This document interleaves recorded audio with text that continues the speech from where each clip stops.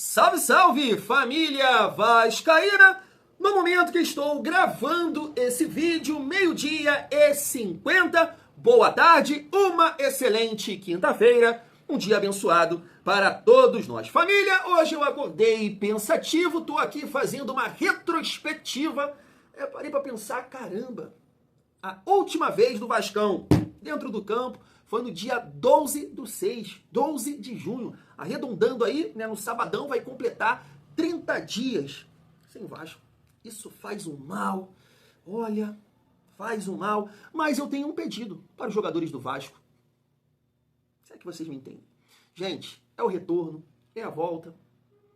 Vamos lá, o Vascaíno merece uma boa atuação, 3 pontos. Tem que pensar também na galera lá de Brasília, né? Porque porrada atrás de porrada, derrota atrás de derrota. Infelizmente, o último jogo lá, Hugo Moura, né? O Vasco tá bem. O Hugo Moura foi fazer lá uma...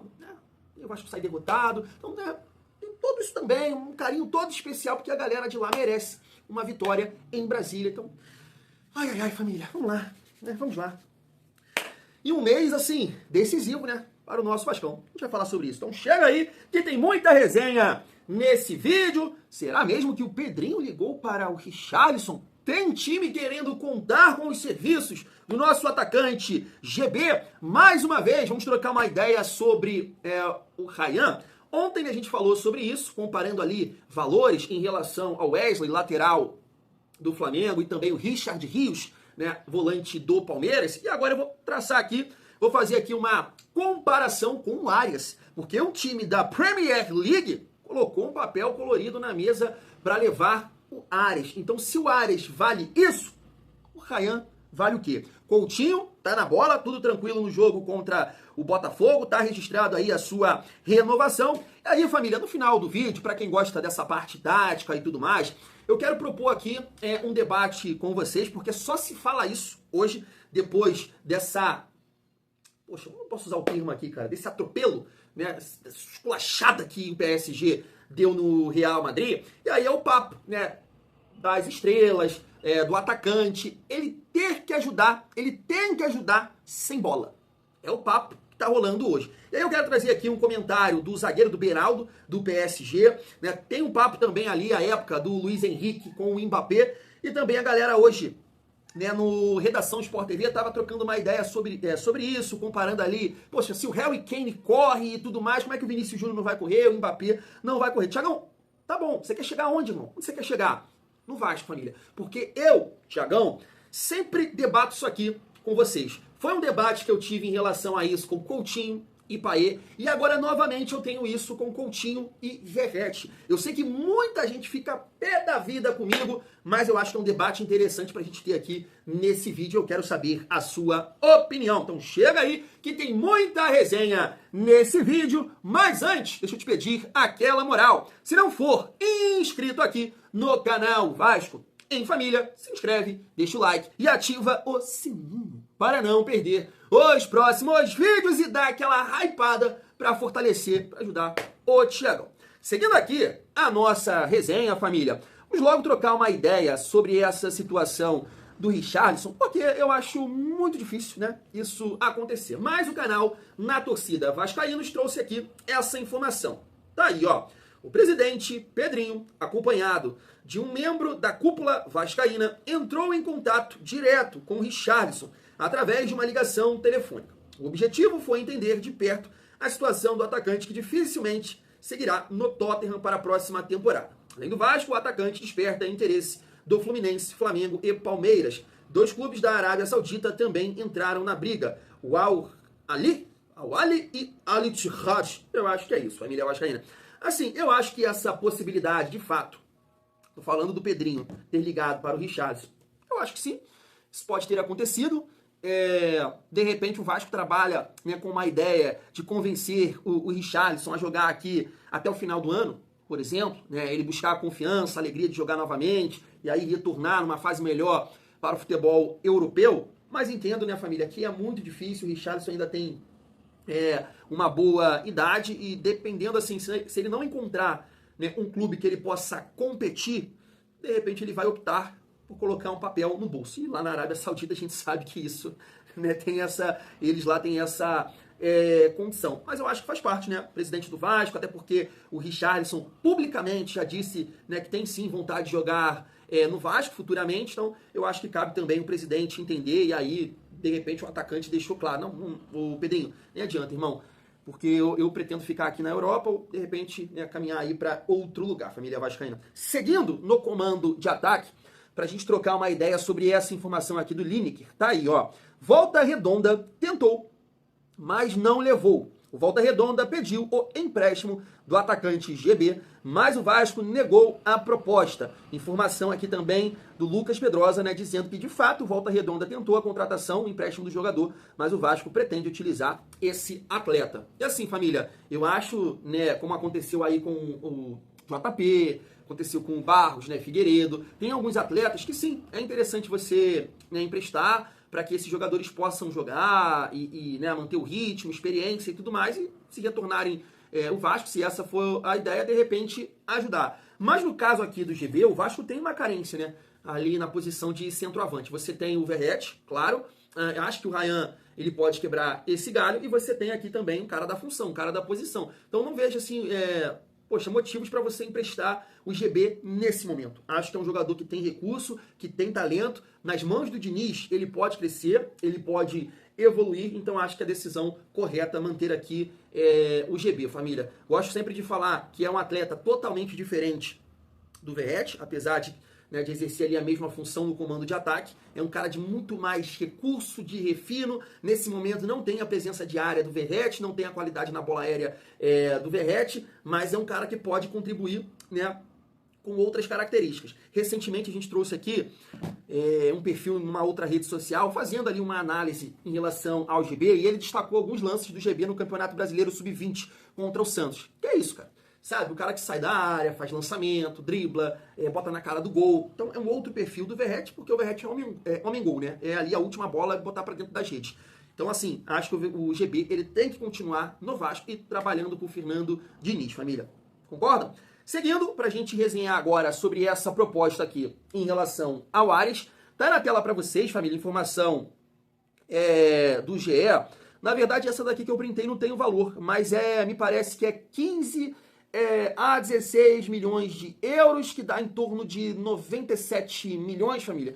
Me parece que é isso. Vocês podem me corrigir aí se eu tiver errado. Recentemente, né, a gente viu um rumor aí de mercado dizendo que a Roma poderia oferecer ao Vasco 95 milhões. A gente está falando aqui de um atacante que tem 18 anos.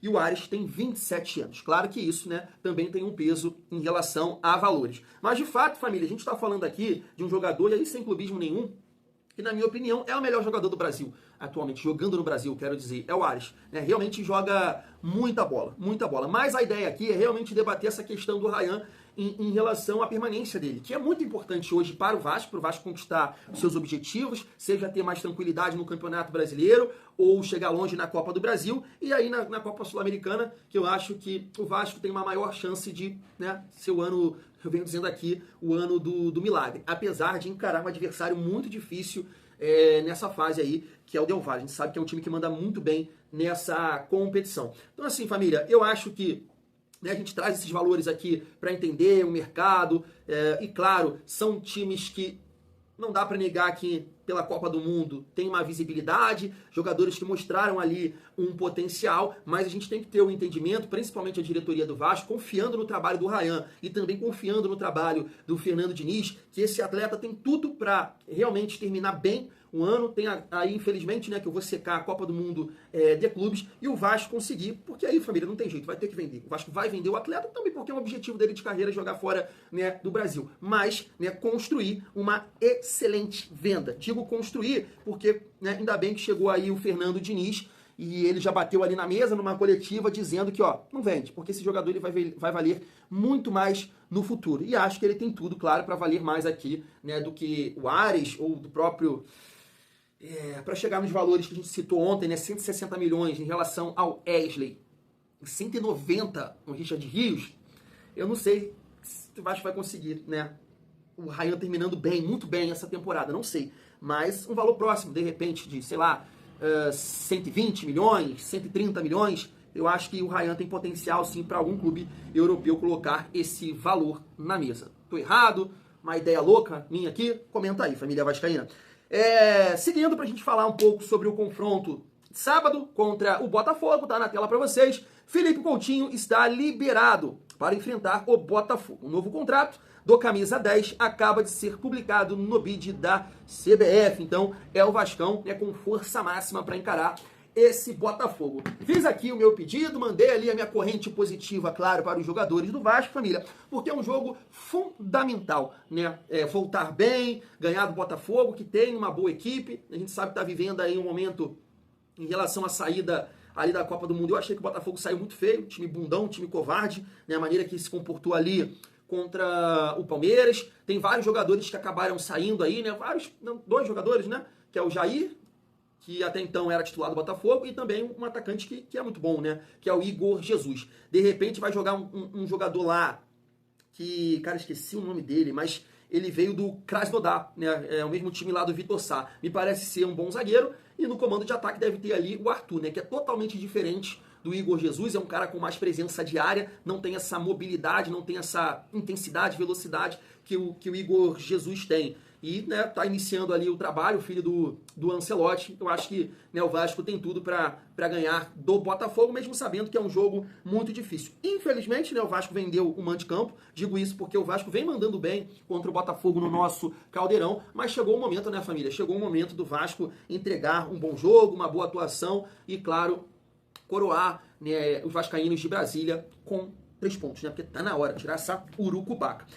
Chegando aqui na reta final do nosso vídeo, pra gente falar um pouco, claro, também do nosso Vascão, dessa parte tática, né, do time titular nesse momento. Até aqui eu tenho que pontuar para vocês que é difícil você hoje, né, promover alguma mudança, e nem acho que isso tem que acontecer, porque o Vasco não tem as opções necessárias, né? Eu falo isso, né, em relação a reforços. De fato, eu não sei se o Vasco vai conseguir reforçar esse elenco da maneira adequada, trazendo bons jogadores, principalmente no comando de ataque, e também para dar essa dinâmica, essas alternativas para o Fernando Diniz. Mas é o papo do momento, família. Depois, né, de mais um atropelo aí do PSG agora sobre o todo-poderoso Real Madrid, e o Luiz Henrique vem levantando, né, isso vem sendo divulgado, até mostrar aqui para vocês, né, que o Brownie destacou, não o vídeo, né, mas é o Luiz Henrique, de uma maneira ali, né, uma conversa com o Mbappé, não com o grupo, somente com ele, falando, não, cara, tô sabendo que você gosta do Michael Jordan, né, o Michael Jordan era o principal jogador do Bulls, né, marcava os pontos e tudo mais, assistência, mas era um cara que contribuía muito com o time, sem a bola, na marcação, intensidade, então passando isso ali para o Mbappé. Eu tava vendo também que foi uma resenha agora há pouco no programa Redação Sport TV, tá aqui, ó, se o Harry Kane pode correr, Mbappé e Vini Júnior também podem, né? São jogadores que gostam de jogar ali com a bola, então trazendo essa dificuldade, pelo menos principalmente no jogo de ontem, né? Para o Real Madrid, com pouca intensidade na marcação, e sendo que os 3 jogadores lá na frente do PSG, cara, marcação, pressão o tempo todo, ajuda o tempo todo. Tiagão, você quer chegar aonde, irmão? Calma aí, família, olha só. Eu vou primeiro mostrar aqui essa fala do Beraldo e depois a gente troca uma ideia sobre isso. Se liga só. Eu acho que a nossa arma defensiva são os nossos atacantes, que eles correm muito, muito lá na frente, fazendo pressão, e faz com que a bola chegue um pouco mascada ali pra gente, que a gente consiga tomar algumas decisões melhores. Então acho que é um trabalho muito coletivo, não só dos defensores, dos zagueiros, dos laterais, dos volantes, mas sim dos atacantes também. Então acho que está todo mundo comprometido com a mesma ideia e fazendo o nosso trabalho. Tá aí. Família, eu sempre debato isso aqui com vocês, né? Essa fragilidade física que o Vasco tem. Lá atrás, quando o Felipe Coutinho acertou com o Vasco, teve esse debate, Payet e Coutinho, né? Eu sempre brinquei aqui com a fala do Lucas Pedrosa. Se você acha que Felipe Coutinho e Payet não podem jogar juntos, você não entende nada de bola. Nada. E assim, eu nunca tive essa visão. Sempre comentei aqui com vocês, sim, eles poderiam jogar juntos num determinado jogo, num determinado momento da partida, mas sempre pontuei aqui que isso seria muito difícil de organizar. Isso não é videogame, sabe? Não é jogar pra torcida. Isso é realmente você trazer uma responsabilidade pro treinador que é complicado de organizar. Você tem 2 jogadores que tecnicamente em alto nível, né? Quero dizer, tem muito recurso, mas que não estão jogando no alto nível, melhor dizendo, e sem a bola não contribuem com nada. Isso não é fácil de organizar. Então essa fala dele é muito mais jogando para a torcida do que realmente olhando para o cenário do futebol mundial. Lá atrás eu já falava isso, lá atrás. E hoje, agora com o Luiz Henrique, depois, sei lá, do PSG não conseguiu os objetivos com o Neymar, com o Messi, com o Mbappé, e agora com esse futebol de muito recurso, porque não dá para negar que o PSG tem grandes jogadores, mas é um time que entrega demais, né? É um time realmente, podemos dizer, operário. Todo mundo corre. Todo mundo no time do PSG corre. Tiagão, em relação ao Vasco, é isso que você quer dizer, né? É isso. Vamos entrar no contexto do nosso Vascão, citando mais alguns exemplos aqui, família vascaína. Por exemplo, o Flucê, né, optou também ali com o Renato Gaúcho em ter jogadores, principalmente ali no time titular, mais físicos, né? Foi na estreia dessa forma. No segundo jogo, me parece que ele testa ali o Ganso com o Cano e o time sofre muito com essa questão sem bola, dessa intensidade. E a partir do momento que ele realmente define isso, eu vou colocar um time mais físico em campo, claro, com jogadores ali com certo recurso, mas família, jogadores que vinham sendo muito questionados pela torcida deles, que é um tal de Ignacio e Freitas, começaram a jogar muito bem. Porque é um time que conseguia se proteger melhor. E é isso que eu vejo em relação ao Vasco. Claro que tem a qualidade dos atletas, até né, você vendo o PSG jogar, não, o time deles marca, todo mundo corre, é pressão o tempo todo. Mas claro que tem alguns momentos que é o defensor, é o individual dele ali. Teve um lance que eu tava vendo ontem, né, do Mbappé partindo pra dentro do Marquinhos. Cara, que tranquilidade do Marquinhos. Sabe? Marquinhos assim, Mbappé pra lá, pra cá, gira e ele só esperando o momento certo, deu o tapa, ele finalizou, o Marquinhos travou, a bola, segurança ali pro Donnarumma, né? Então, claro que tem o individual do jogador, a qualidade. E a gente sabe que, individualmente falando, o João Vitor, Freitas, o Lemos, o Luiz Gustavo, acho que chegou a errar. Ele chegou a errar mais ali contra o Porto Cabello, né? Não foi uma partida tão boa, mas na sequência dos jogos, assim, que ele teve sequência, eu não achei o Luiz Gustavo, não lembro, assim, de nenhum erro gritante, não. Vocês podem até me ajudar nesse sentido. O que eu quero dizer, família, o Vasco sem bola hoje é um time ainda frágil. Foi muito bem contra o São Paulo, acertou, pressionou, conseguiu roubar bolas no campo do adversário, mas a gente tem que pontuar. É um São Paulo que está mal, tecnicamente falando. Não é um time que estava bem organizado, vivendo um bom momento, de confiança para sair e jogar. O Vasco, quando enfrentar times com essa confiança, com essa qualidade, num bom momento, vai sofrer. Vai sofrer fisicamente. Agora, né? E aí eu puxo um gancho aqui para o trabalho do Diniz, que se tem um treinador capaz de fazer esse time performar ali com o Coutinho e com o Verratti, e aí eu vou contribuir que o Ryan, sem bola, não tem essa força toda, não tem essa dinâmica toda, o Nuno, né, da mesma forma, o Piton também não é tão rápido assim, por isso que a gente está sempre pontuando aqui essa fragilidade física que o Vasco tem. Mas se tem um treinador capaz de fazer isso dar certo, eu pontuei isso lá atrás, antes da chegada do Fernando Diniz, é esse treinador que pensa diferente, né, que consegue ali colocar do lado de campo, eu vi esse termo com o Felipe Melo, né? Paralela cheia, Felipe Baixo também falando isso. Paralela cheia é um cara que dá povoando aqui o lado de campo e abre um espaço lá pro PH que tem mais velocidade. Ele consegue criar essas dinâmicas que favorecem um pouco esse jogo do Vasco, que não tem tanta intensidade, que não tem tanta velocidade, mas são jogadores que têm um certo recurso. Coutinho, Nuno, o próprio Ryan, tem qualidade técnica. Mas eu acho que aí é o ponto, família. Tem que chegar jogadores com esse perfil, com essa intensidade, com essa velocidade. Claro, jogadores qualificados para que o Vasco possa ter essa alternativa. Hoje, eu ainda acho que é um time que sofre fisicamente. Vai ter partidas que o Vasco não vai estar naquele dia, como esteve no jogo contra o São Paulo, e aí sem a bola sofre. Como foi no jogo, por exemplo, né, contra o Fluminense. Porque encaixar Felipe Coutinho e Verratti no mesmo time não é uma tarefa fácil. E veja bem, não fique com raiva aqui do que eu estou falando, é a realidade do futebol hoje. Hoje é um jogo de muita intensidade, de muita velocidade. Esse é o papo que está tendo lá no Flamengo, por exemplo, em relação ao Pedro, do Felipe Luiz, que não gosta tanto desse perfil, desse jogador, que é 3 jogadores lá na frente de mobilidade, de marcar pressão. O PSG joga dessa forma. Então, o Palmeiras é um time também que tem muita intensidade nesse sentido, até porque quando joga lá o Flaco Lopes, ele tem essa força também, não é um jogador lento. Então, eu falo isso aqui com vocês. Tem partidas, tem adversários que sim, na minha opinião, é bom você às vezes, né, promover uma mudança, um teste, ter um time mais físico, de repente ter o Ryan de 9, um ponta bom aqui pela direita, com o Nuno e Coutinho de meio armador, ficar um time mais leve, eu vejo dessa forma. A família vascaína, né, queria a opinião de vocês. Fui!